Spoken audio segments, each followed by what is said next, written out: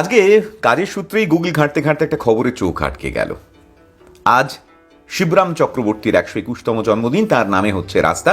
মুক্তারাম বাবু লেনের নাম বদলে করা হচ্ছে শিবরাম চক্রবর্তীর নামে। রাজ্য শিশু কিশোর একাডেমির নামকরণও তার নামে করার জন্য রাজ্য সরকারকে প্রস্তাব পাঠাচ্ছে কলকাতা পৌর নিগম। আর এটা দেখেই মনে হলো যে আমরা যারা শব্দ নিয়ে কাজ করতে ভালোবাসি, পানিং পছন্দ করি, তাদের কাছে তিনি দ্রোণাচার্যের মতো, আমরা একলব্যের মতোই তাকে অনুসরণ করি। তাই আজ তাকে স্মরণ করার জন্যই আমার এই ছোট্ট প্রয়াস। যদি আমার এই ভিডিও ভালো লাগে তাহলে অবশ্যই শেয়ার করবেন, যদি কোনো সাজেশন থাকে তাহলেও অবশ্যই জানাবেন। এইটুকু অনুরোধ দিয়েই শুরু করলাম আজকের ভিডিও। আমার ফেসবুক পেজ ভেগেন যে খাস কৌশিক।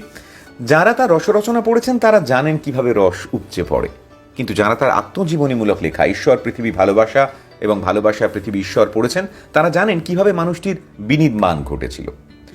শিবরামের জন্ম নিয়ে শিবরামের পিতা শিবপ্রসাদের একটা দলিল সংরক্ষিত আছে মালদা জেলার কালীগ্রামের ভারতী ভবনের লাইব্রেরিতে।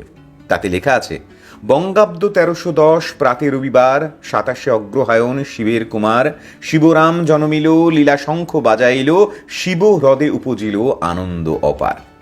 এর থেকে এটা স্পষ্ট বোঝা যায় যে শিবরামের জন্ম 1310 বঙ্গাব্দের 27 অগ্রহায়ণ অর্থাৎ 1903 সালের 13ই ডিসেম্বর।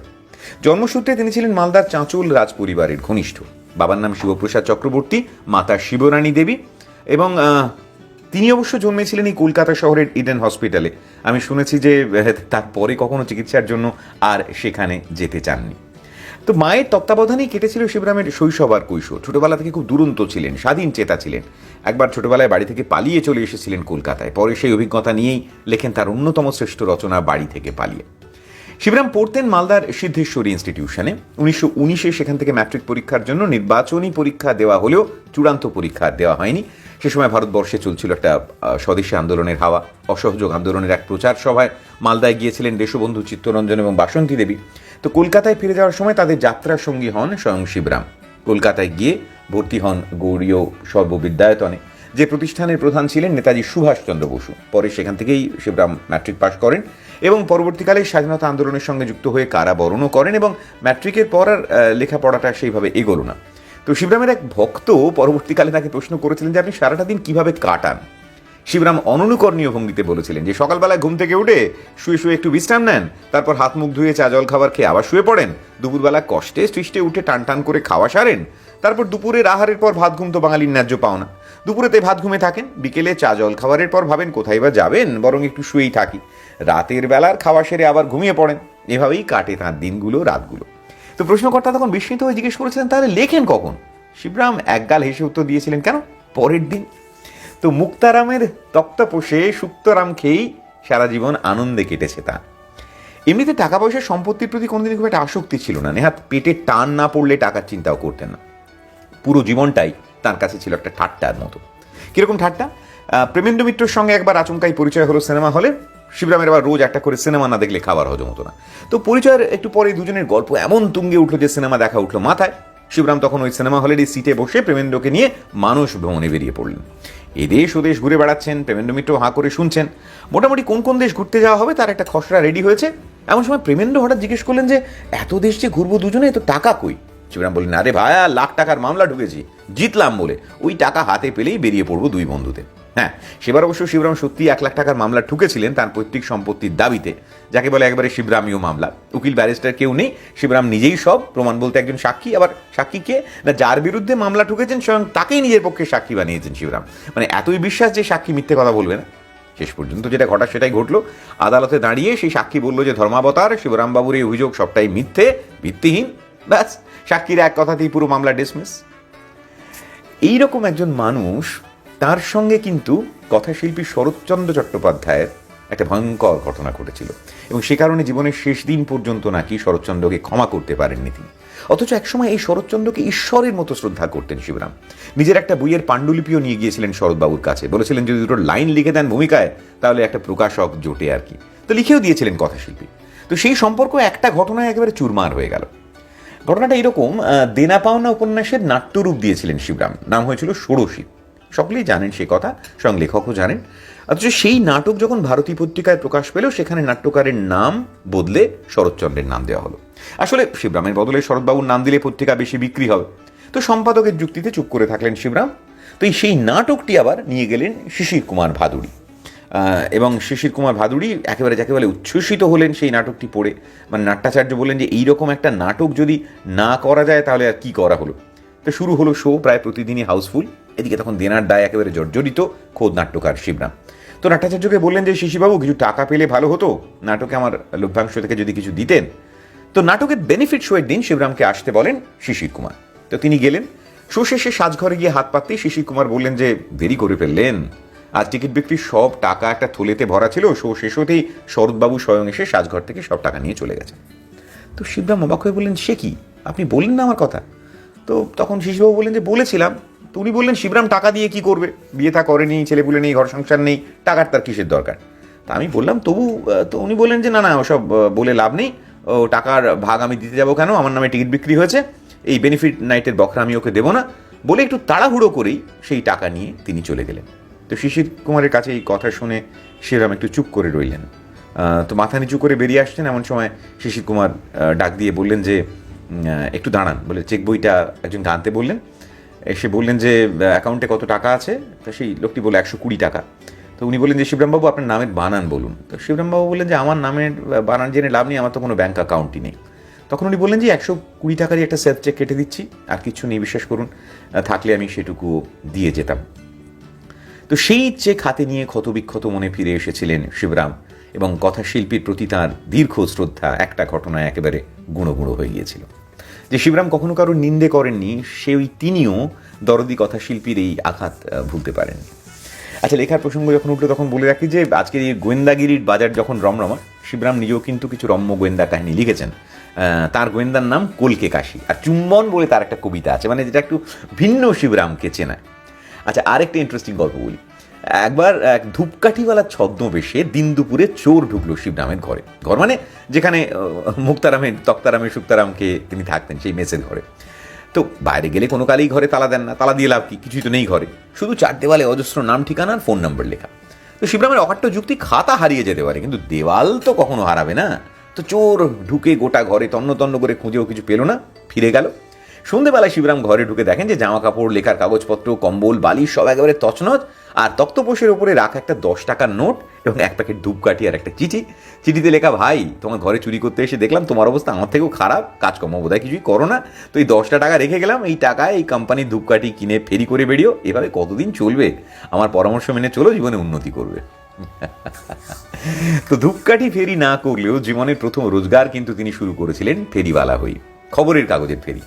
গ্রামের বাড়ি থেকে পালিয়ে কলকাতায় এসেছেন, কোথায় থাকবেন, কি করে পেট চলবে জানা নেই। সুতরাং দুবেলা কখনো ভিখিরিদের সঙ্গে পঙ্ক্তি ভোজন, কখনো বা তাদের সঙ্গে ফুটপাথে বা মন্দিরের গায়ে লাইন দিয়ে শোয়ার ব্যবস্থা। হঠাৎ তারই বয়সে একটা ছেলের সঙ্গে পরিচয় হলো। তো সে বলল যে তুমি তো ভদ্রলোকের ছেলে, এভাবে ভিখারিদের সঙ্গে থাকতে পারবে না, তা এক কাজ করো, তুমি আমার মতো খবরের কাগজ ফেরি করো। ব্যাস শুরু হয়ে গেল, কখনো হেদুয়া, কখনো শ্যামবাজার, কখনো বউবাজার, কখনো গোলদিঘি। কিন্তু কাগজ বাঁচাও তো সহজ কাজ নয়, পুরনো ফেরিওয়ালারা নতুনকে ঢুকতে দেবে কেন, তাই বারবার জায়গা বদল। আর সারাদিনে কাগজ বেচে যা কমিশন হাতে আসে তাই দিয়ে রাবড়ি, রসগোল্লা, চপ কাটলেট, আর অবশ্যই সিনেমা, মানে রোজগারই শেষ। রবিবার স্কুল অফিস বন্ধ, তাই সব ফেরিওয়ালারই সারাদিনে কাগজ বিক্রি হয় না, তাই কাগজ তুলতেও কম।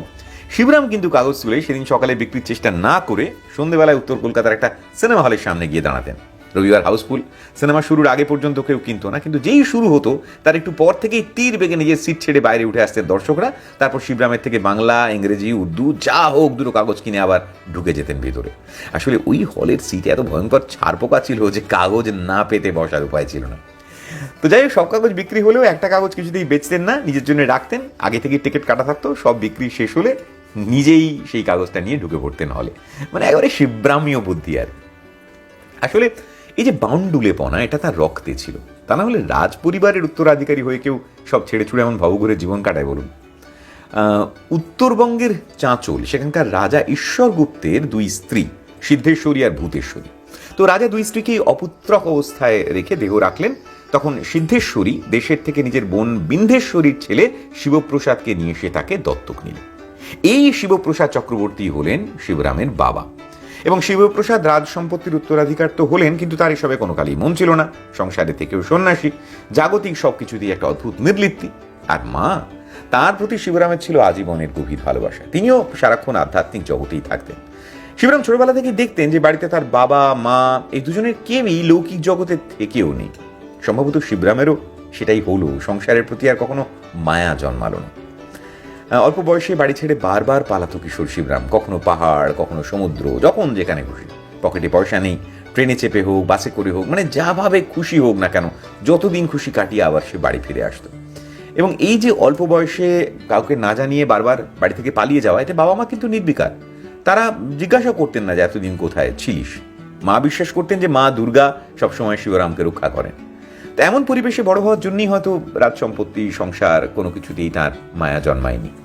তো সেই তিনি দেশবন্ধুর সঙ্গে পালালেন যখন তিনি প্রাইমারি স্কুলে। তো এর আগে একটা কথা বলি, স্কুলে মাস্টারমশাই একবার প্রবন্ধ লিখতে দিলেন, বড় হয়ে কি হতে চাও। ছাত্রদের মধ্যে কেউ লিখলো ডাক্তার, কেউ উকিল। শিবরাম লিখলেন দেশপ্রেমিক হতে চাই। শিক্ষক অবাক। তো স্কুল শেষে এক বন্ধু আড়ালে টেনে নিয়ে গিয়ে বললো, তুই দেশপ্রেমিক হতে চাইলে আমাদের দলে নাম লেখা, আমিও বিপ্লবী, আমার মতো দেশের কাজ করবি। তো শিবরাম এই কথা শুনে যোগ দিলেন বিপ্লবীদের দলে। তো দলে তখন ছোটদের কাজ ছিল একটু অন্যরকম। তখন তারা বিভিন্ন জিনিসপত্র নিয়ে, মানে যার মধ্যে অস্ত্র টস্ত্র আছে, সেগুলো এক জায়গা থেকে অন্য জায়গায় দেওয়া নেওয়া করতো যাতে পুলিশ সন্দেহ না করে। তো একদিন শিবরামের উপর দায়িত্ব পড়লো এক সাহেবকে গুলি করে হত্যা করার, তাও আর এক বিশাল সভার মাঝে। তো পিস্তল এসে গেল। পকেটে পিস্তল নিয়ে দুরু দুরু বুকে শিবরাম পৌঁছলেন সেই সভায়। সাহেবকে গুলি করে মারার পরে নিজেকে মরতে হবে সেটাও তার অজানা নয়, কিন্তু দেশের জন্য মরতে তিনি প্রস্তুত। তো মঞ্চে সেই সাহেব যে উঠেছেন, অমনি দর্শকের আসন থেকে উঠে দাঁড়ালেন শিবরাম। গুলি ছোড়ার জন্য সবে পকেট থেকে পিস্তল বার করতে যাবেন, অমনি মাইকে ঘোষণা করা হলো, শিবরাম চক্রবর্তী মঞ্চে এসো, উদ্বোধনী সঙ্গীত গাইতে হবে। সবার চোখ শিবরামের দিকে, আর উপায় নেই।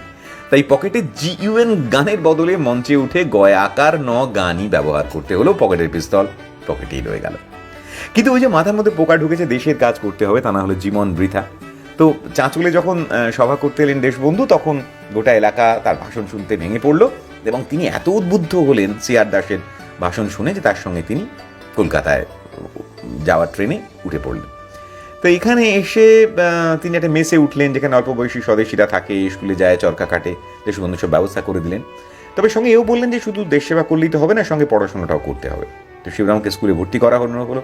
সে মেসের কিন্তু কড়া নিয়ম। মেস ম্যানেজারের হাতে দেশবন্ধু 10টা টাকা দিয়ে বললেন যে শিবরামের বই, খাতা, পেন, জামা সব কিনে দিতে। কিন্তু কি করে যেন সেই টাকাটা শিবরামের হাতে চলে এলো, আর তারপর 2 দিনের মধ্যে পুরো টাকা সিনেমা দেখে, চপ কাটলে, রাবড়ি খেয়ে শেষ। তো ম্যানেজার তো চড়া হলেন, বললেন যে কোথায় তোমার বই, খাতা, টাকাই বা কোথায় গেল। শিবরাম তখন সত্যবাদী হয়ে সরল স্বীকারোক্তি করলেন। ম্যানেজার বললেন, তোমাকে আর মেসে থাকতে হবে না, তুমি এখানে থাকলে বাকি ছেলেরা গোল্লায় যাবে। ব্যাস, আবার জেগে সেই শুরু হলো ভবঘুরের জীবন। তো এই স্কুল পাশ করার পরীক্ষাটা অবশ্য দিতে হয়েছিল CR দাসের নির্দেশে, কিন্তু ম্যাট্রিক পাস দিয়েই আবার পুরোদমে স্বদেশী আন্দোলনে। হাজারে হাজারে ছেলে জেলে যাচ্ছে বন্দে মাতারম বলে। শিবরামের খুব শখ হলো জেলে যাওয়ার, কিন্তু তার ল্যাকপ্যাকে চেহারা থেকে পুলিশ কিছুতেই আর তাকে ধরে না। তো একদিন ধরলো, মানে একরকম তিনি নিজেই ধরা দিলেন। তো জেলে গিয়ে শিবরাম অবাক, গ্রামে তার কিশোরী প্রেমিকা রিনি, যে কলকাতায় চলে এসেছিল, সেও রয়েছে ওই জেলে। জেলের মধ্যেই আবার প্রেমিকার সঙ্গে পুনর্মিলন, কিন্তু বেশি দিনের সুখ কপালে নেই। কয়েকদিন পর অন্য জেলে বদলি হয়ে গেলেন শিবরাম, আবার বিচ্ছেদ। তারপরে জীবন নিজের গতিতে চলেছে। আবার মুক্তারামের কথা ফিরে আসি। মুক্তারামের মেসে একদিন কুখ্যাত টেগার্ড সাহেব হানা দিলেন। চারিদিকে পুলিশে পুলিশে ছয়লাভ। সাহেবের কাছে পাকা খবর আছে যে শিবরামের মেসে প্রায় নাকি বিপ্লবীরা এসে রাতে থাকে। তো টেগার্ড এসে জিজ্ঞেস করলেন, তোমার মেসে আর কেউ আছে? শিবরাম বললেন, আগে হ্যাঁ, যা যখন খুশি চলে আসে, চলে যায়, আবার আসে। তো টেগার্ড জিজ্ঞেস করলেন, এর মধ্যে কে আসছিল? তো উনি বললেন, তারক এসেছিল। কেমন দেখিতে? তো শিবরামের বর্ণনা শুনে টেগার্ড বলে উঠলেন, yes, that's a man, he is surely a terrorist. তো শিবরাম বললেন, টেররিস্ট কিনা জানি না স্যার, তবে হি ইজ আ নভেলিস্ট। তখন বাট ওর লেখার শোনাটা টেরারের থেকে কোনো অংশে কম নয়। তো শেষ পর্যন্ত সাহেব কি বুঝলেন কে জানে। শিবরামের ঘর সার্চ করা হলো, কিছু পাওয়া গেল না, কিন্তু এলাকায় বিশাল নাম ছড়িয়ে পড়লো তার। কেউ ভাবলো তিনি পুলিশের চর, কেউ ভাবলো তিনি বিপ্লবী। যারা পাত্তা দিত না তারা দুবেলা সে খাতির করতে শুরু করলো। কিন্তু সব থেকে বড় ব্যাপার যেটা হলো, সাধনবাবুর সন্দেশের দোকানে ধারে রাবড়ি পাওয়ার ব্যবস্থা হলো। তো আসলে এই খাওয়া দাওয়ার প্রতি তার একটা সাংঘাতিক আকর্ষণ ছিল, স্পেশালি চপ কাটলেট, রসগোল্লা, রাবড়ির সঙ্গে সিনেমা। আসলে শিবরাম এক কথা বলেছিলেন যে আমার তার কোনো নেশা নেই, আর আমার মতে নেশা করলে রাবড়ির নেশা করাই ভালো, মানে এটাই তার সিদ্ধান্ত আর কি। একবার বন্ধু কার্টুনিস্ট চন্ডিল আইডির সঙ্গে বেরিয়েছেন, তার ঘুগনিওয়ালার সামনে গিয়ে দাঁড়িয়ে বললেন যে 3 প্লেট ঘুগনি দাও। তো ঘুগনিওয়ালা জিজ্ঞেস করলেন যে আপনারা তো 2 জন, আরেকটা কাকে দেবো? তো বললেন আরেকটা তুমি খাবে, কোনোদিন নিজের ঘুগনি খেয়ে দেখেছো? আজ খাও। ঘুগনিওয়ালা তো এমন খদ্দের দেখে তো শেষ পর্যন্ত তার নিজের করা ঘুগনি নিজে খেয়ে তবে তার নিস্তার হলো আর কি। তা আরেকবারের ঘটনা, সবার বেজায় টানাটানি চলছে, খবর গেল দেশবন্ধুর কানে। শিবরাম চিরকালই তার বড় প্রিয়, বারবার বলতেন যে শিবরাম আলাদা জাতের, ওর অন্য প্রতিভা। তো দেশবন্ধু চিঠি লিখলেন সুভাষ বোসকে যে শিবরামকে আত্মশক্তি কাগজে নিয়ে নাও, খুব ভালো লেখেও। তো গুরুর আদেশে শিবরামকে চাকরিতে নিলেন নেতাজি, কিন্তু মানুষটি তো শিবরাম নিয়মকানুনের ধারে কাছেও নেই। কোনোদিন অফিস যান তো কোনোদিন যান না, কখনো আসেন তো কখন বেরিয়ে যান কেউ জানে না। তো সুভাষ বোসের কানে গেল সে কথা, তিনি তো একটা নিয়মনিষ্ঠ মানুষ, তার এইসব ব্যাপার পছন্দ নয়। তো তিনি শিবরামকে ওয়ার্নিং দিলেন রোজ আসার জন্য। কি কার কথা শোনে, বলে একদিন যা হওয়ার তাই হলো। হাতে একটা খাম এসে পৌঁছলো, যার মধ্যে 100 টাকার একটা নোট আর সুভাষচন্দ্রের 1 লাইনের একটা চিরকুট। তাতে লেখা আপনাকে আর দরকার নেই, চাকরি নেই, কি করে চলবে। অন্য কেউ হলে ভয়ে কুকড়ে যেত, মানে আমরা আর কি, কিন্তু তিনি তো শিবরাম। হাতে বরখাস্ত হওয়ার চিঠিটা পেয়ে স্বস্তির নিঃশ্বাস ফেললেন যে আর গোলামি করতে হবে না। তো কাগজের চাকরি যেমন গেছে, তেমনি আবার আস্ত একটা খবরের কাগজের মালিকও হয়ে গিয়েছিলেন শিবরাম, কিন্তু তার জন্য জেলে যেতে হয়েছিল তাকে। তো যুগান্তর পত্রিকায় তখন দেউলিয়া, বন্ধই হয়ে যাবে এমন অবস্থা। মাত্র 500 টাকা দিয়ে শিবরাম কিনে ফেললেন যুগান্তরের সত্ত্ব, সম্পাদক হলেন। তখন অনেক কাগজে ইংরেজ সরকারের কোপে পড়ে প্রায় তাই অবস্থা। তো যুগান্তরে ইংরেজ সরকারের বিরুদ্ধে লেখা চেপে শিবরামও পড়লেন রাজরোষে। তো একদিন দপ্তরের কাজ ছেড়ে মেসের দিকে ফিরছেন, রাস্তাতেই খবর পেলেন যে পুলিশ এসেছে, তাকে খুঁজছে। শিবরাম বুঝে গেলেন কি কেস, ঢুকে পড়লেন সামনের একটা মিষ্টির দোকানে। যদি জেল হয় তাহলে কতদিন মিষ্টি খাওয়া হবে না। তো শেষ পর্যন্ত 20টা বড় সাইজের রসগোল্লার অর্ডার দিলেন। ধরা যখন পড়তে যাবে রসগোল্লা খেয়েই ধরা পড়ি। টপার টপ 20টা রসগোল্লা খেয়ে ফেললেন, কিন্তু পকেটে হাত দিয়ে দেখলেন একটি টাকাও নেই। কি করবেন? তো দোকানের মালিক সঙ্গে লোক দিয়ে বললেন যে শিবরামের সঙ্গে মেস পর্যন্ত গিয়ে টাকা নিয়ে আসার জন্য। বাড়িতে ঢোকার মুখেই গ্রেপ্তার হলেন শিবরাম। পুলিশকে বোঝালেন যে একজনকে টাকা মেটাতে হবে, একবার ঘরে ঢোকা দরকার। কে কার কথা শুনে পেছন দিকে তাকিয়ে দেখলেন সেই কর্মচারীও ধাঁ, পাছে তাকেও পুলিশ ধরে। তো জেল হলো, ছাড়াও পেল শেষ পর্যন্ত সেই ছেলেটি, মানে শিবরাম। তো ছাড়া পাওয়ার সময় জেলের বললেন যে আপনার নিজের যা জিনিস আছে তা নিয়ে যেতে পারেন। নিজের বলতে কিছুই নেই, জেল থেকে নেওয়া 2 কম্বল, যেটা নিয়ে যাওয়ার নিয়ম ছিল না, কিন্তু উনি কি করে ম্যানেজ করে সেগুলো বগল দাবা করেই বেরিয়ে পড়লেন রাস্তায়। তারপর ফিরছেন মেসে। তো সেই মেসে ফেরার আগে সেই মিষ্টির দোকানে গেছেন, ধারে টাকা মেটাতে হবে। তো ঢুকতেই দোকানের মালিক হাত জোড় করে বললো, না না না, দয়া করে বোমা মারবেন না, যা টাকা লাগবে বলুন আমাকে, আমি দিয়ে দিচ্ছি। ততদিন আসলে স্বদেশী হয়ে বিখ্যাত হয়ে উঠেছেন শিবরাম আর কি। আর জেলে যাওয়া মানে সন্ত্রাসবাদী। তো শিবরাম বললেন, না না, আমি সেজন্য আসেনি, আমি টাকা দিতে এসেছি, নিতে আসেনি। তো মালিক তো কিছুতেই মানবেন না, কাপা কাপা হাতে ক্যাশ বাক্স দিচ্ছেন। তো শিবরাম যখন সবটা বুঝিয়ে বললেন, তখন তিনি এত খুশি হলেন, টাকা তো নিলেনই না, উল্টে একজন মানুষ এক জায়গায় বসে একসঙ্গে 20টা রাজভোগ খেতে পারে শুনে সামনে বসিয়ে 20টা রাজভোগ খাওয়ালেন। এবং সেটা দেখে যখন বিশ্বাস হলো, তখন আরও 20টা প্যাক করে দিলেন এবং বললেন যে এরপরে যখন ইচ্ছে আমার এখানে এসে খেয়ে যাবেন, পয়সা লাগবে না। না, শিবরাম অবশ্য দ্বিতীয় দিন থেকে ওই দোকানের ধারে কাছে আর যাননি, কারণ তার মতে ধারের ধার বেশি না ধরাই ভালো। এই হচ্ছে শিবরাম। ছোটদের জন্য লিখতেন, আর নিজের মনটাও ছিল একেবারে শিশুর মতো। ছিলেন একেবারে খেয়াল খুশির রাজা। খুদে পাঠকরা ছিল তার বন্ধু, খুব ভালোবাসতেন ছোটদের। জীবনে কোনোদিন কারণ নিন্দে করেননি, শুনতেও চাইতেন না। কেউ যদি কখনো এসে বলতেন, শিবরাম দা আপনার নামে মুখে খারাপ কথা বলে বেড়াচ্ছে, সঙ্গে সঙ্গে শিবরাম উত্তর দিতেন, হতেই পারে না মশাই, আপনি ভুল শুনেছেন, বলেই তার হাত ধরে নিয়ে যেতেন খাওয়াতে। নিজেকে সাহিত্যিক পরিচয় দিতে খুব সংকোচ বোধ করতেন, বলতেন, ধুর, আমি আবার সাহিত্যিক কোথায়? প্রেমেন, অচিন্ত, শরৎচন্দ্র, বিভূতিভূষণ এরা হলেন সাহিত্যিক, কত ভালো ভালো লেখেন, তাদের পাশে আমি। বলতেন, সার্কাসের ক্লাউন যেমন সব খেলাই সে পারে, কিন্তু পারতে গিয়ে কোথায় যে কি হয়ে যায়, খেলাটা হাসিল হয় না, হাসির খোরাক হয়ে ওঠে। আর হাসির হলেই তবে তার খেলা হাসিল হয়। তো এই ক্লাউনের দর্শনটাই আলাদা, আমি হলাম সেই ক্লাউন। আসলে শিবরামের দেখার চোখটাই ছিল অন্যরকম। আকাশের দিকে তো আমরা সবাই তাকাই, কিন্তু শিবরামের মতো তাকাতে পারি কি না? এই প্রসঙ্গে একটা গল্প আছে। সুনীল গঙ্গোপাধ্যায় তখন আনন্দবাজারে চাকরি করেন। তো একদিন বেলার দিকে এক সাহিত্যিক এসে খবর দিলেন যে শিবরামবাবুকে দেখলাম অফিসের কাছেই ফুটপাথে চিত হয়ে শুয়ে আছেন, মনে হয় শরীর টরীর। সুনীলবাবু বললেন, সর্বনাশ, সে কি কথা? সদল বলে ছুটলেন, গিয়ে দেখেন সিল্কের পাঞ্জাবি আর ধুতি পরে শিবরাম টান টান হয়ে শুয়ে রয়েছেন ফুটপাথে। তো বললেন, কি হলো, শরীর খারাপ লাগছে? বললেন, না না, ফার্স্ট ক্লাস আছি। আসলে যেতে যেতে হঠাৎ মনে হলো যে ফুটপাথে শুয়ে আকাশটাকে দেখলে কেমন দেখতে লাগে সেটা একবার দেখা উচিত। আসলে শরীরটা সত্যি ঠিক যাচ্ছিল না, স্মৃতি কমে আসছিল, কথাবার্তা অসংলগ্ন, কপট দক্ষিণ অবস্থা। প্রায় বলতেন, জিনিসপত্র সব বাঁধা হয়ে গেছে, এবার একটা ট্যাক্সি পেলেই চলে যাব। চিরকাল লোককে বিশ্বাস করেছেন, বারবার ঠকেছেন, অনেক প্রকাশক ঠকিয়েছে, শেষ দিকে সেই সময় রাজ্য সরকার এবং কয়েকটি সংস্থা মিলে তার চিকিৎসা এবং ভরণ পোষণের জন্য যে মাসিক 600 টাকা করে দিত তারই এক পাড়াতুতো পরিচিতর কাছে, সেই টাকারও সদ্ব্যবহার হতো না। শুকনো রিক্ত চেহারা, অথচ কেমন আছেন জিজ্ঞেস করলেই উত্তরে আসতো যে খাসা আছি, ফাইন আছি। কোনোদিন কোনো অভিযোগ ছিল না। তার মধ্যে আবার একদিন ঘরে চোর ঢুকে শেষ পাঞ্জাবিটাও নিয়ে চলে গেল। গেঞ্জি পরেই থাকতেন, মুখে বলতেন দরকার কি, দিব্যি তো চলে যাচ্ছে গেঞ্জিতে। হঠাৎ কয়েকদিনের প্রবল জ্বর, দুর্বল শরীরে টলতে টলতে বাথরুমে ঢুকে সংজ্ঞা হারালেন। সারা রাত পড়ে রইলেন ওখানে। পরদিন বেলায় খবর জানাজানি হতে ভর্তি করা হলো হসপিটালে। সালটা 1980, তারিখটা 28শে অগস্ট। সকালবেলায় হাসপাতালের বেডে আচ্ছন্ন, বাড়ি থেকে পালিয়ে নায়ক। ডাক্তারবাবু জিজ্ঞেস করলেন, শিবরামবাবু এখন কেমন লাগছে শরীর? First class. জড়ানো গলায় তখনও একই উত্তর। আর তার ঠিক 5 মিনিট পরেই সেই অপেক্ষার অচেনা ট্যাক্সিতে চেপে বসলেন শিবরাম। সেই মানুষটি আজ হয়তো তার বড় শরীর নিয়ে আমাদের সঙ্গে নেই, কিন্তু তার অসামান্য রচনাগুলো রয়ে গেছে আমাদের সবার জীবনের সুখাদ্য হিসেবে। আজকে চেষ্টা করব ওর সাহিত্যিক বন্ধু অচিন্ত কুমার সেনগুপ্ত 4টে লাইন দিয়ে। বদলালো না কোনোদিন জীবনের বাসা, একটি ঠিকানা তার নাম ভালোবাসা। 2 হরি এক শাখে করেছে যে ভর, শিবেতে মঙ্গল সে যে রামেতে সুন্দর। আজকের মতো বিদায়। ভালো থাকবেন, আনন্দে থাকবেন।